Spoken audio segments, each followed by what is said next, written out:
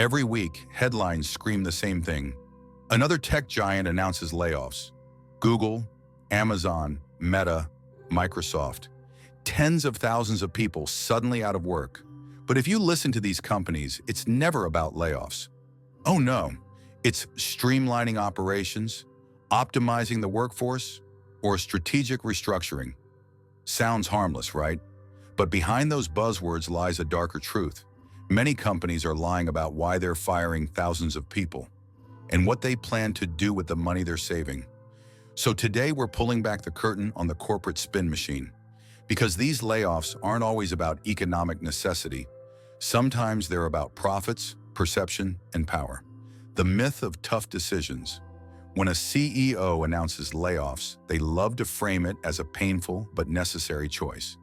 You'll hear phrases like, "This was one of the hardest decisions we've ever had to make," or "We need to realign resources to focus on future growth." But let's look at the facts. In 2023 and 2024, the world's biggest corporations, especially in tech, cut more than 300,000 jobs collectively. That's huge. But during that same time, profits hit record highs. Amazon doubled its profits. Meta posted its highest ever quarterly earnings. Microsoft's market value crossed $3 trillion.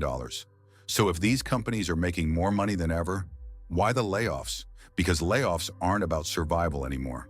They're about shareholder satisfaction. Wall Street rewards job cuts because fewer employees mean lower costs, and lower costs mean higher short-term profits. And when stock prices jump after layoffs, executives cash in through bonuses and stock options.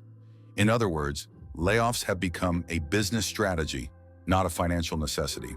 Cutting people, not problems. Another corporate trick? Framing layoffs as fixing inefficiency. They'll say things like, "We're reducing overlap," or "We're removing redundant roles." But often these are not redundant workers. They're essential employees who make products, handle customers, or maintain systems. The redundancy is rarely in the actual work, it's in the accounting logic.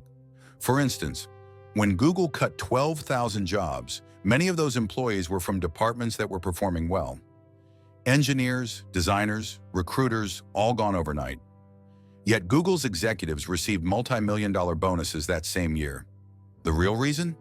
Big companies are trimming human costs to please investors, but they're not fixing structural inefficiencies like poor management, overhiring at the top, or wasted marketing budgets. Layoffs become a distraction tool, a way to show action without accountability. The rehiring game. Here's the most manipulative part. Many companies that announce mass layoffs quietly rehire later, but at lower wages or with fewer benefits. It's called the restructuring cycle. They fire senior employees with experience.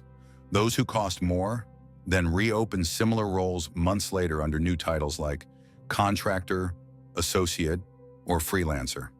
This lets companies reduce payroll expenses while maintaining output. Workers lose job security, pensions, and benefits.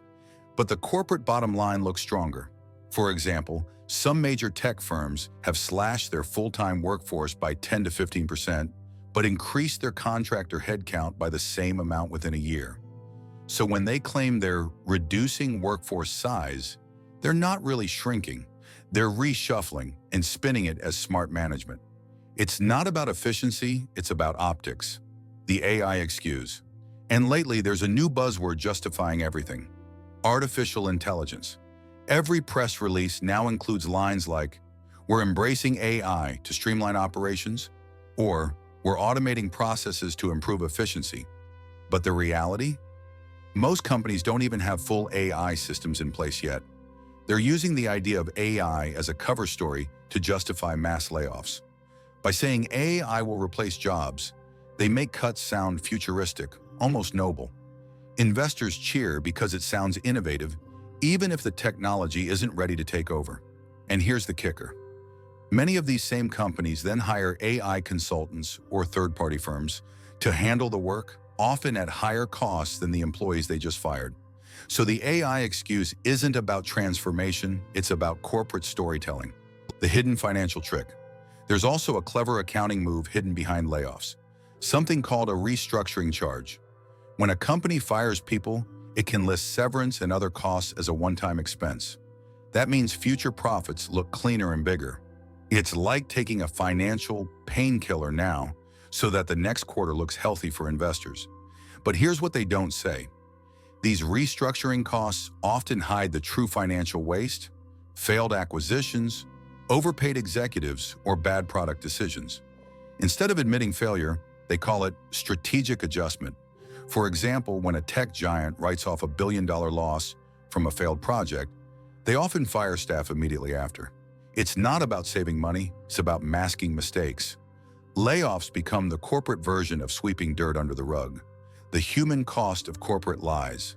Behind every streamlining initiative are people, engineers, designers, customer reps who suddenly find themselves jobless overnight. Many are locked out of their company systems within minutes. Some don't even get to say goodbye to their teams. They read about their own termination through leaked news articles. Meanwhile, the same CEOs who say we're a family collect multi-million-dollar bonuses for navigating the company through change. These workers aren't just statistics.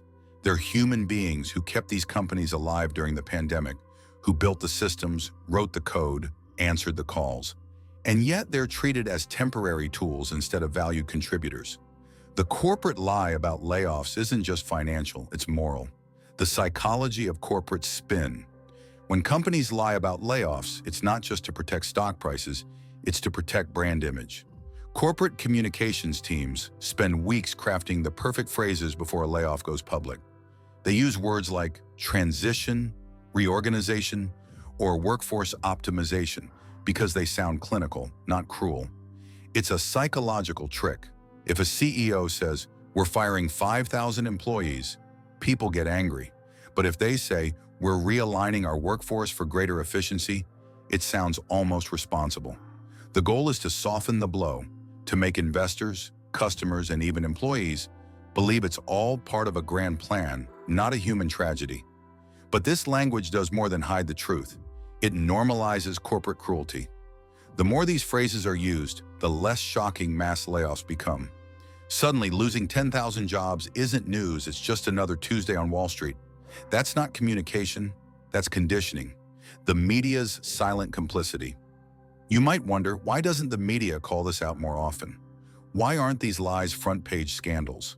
Because in many cases, the media benefits too. Major news outlets rely on the same corporations for advertising, sponsorships, and partnerships. If Apple or Amazon buys ad space on your platform, are you really going to run a headline that says, Apple lied about its layoffs? Instead, journalists often repeat the company's press release almost word for word.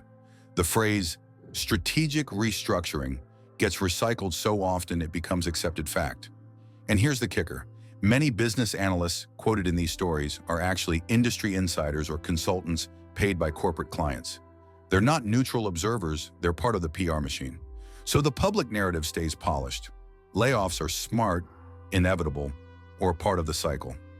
Rarely is it framed as what it truly is, a choice made to protect the top 1%. This echo chamber helps companies control the story, while real workers fade into the background. Whistleblowers speak out, but the cracks in this system are starting to show.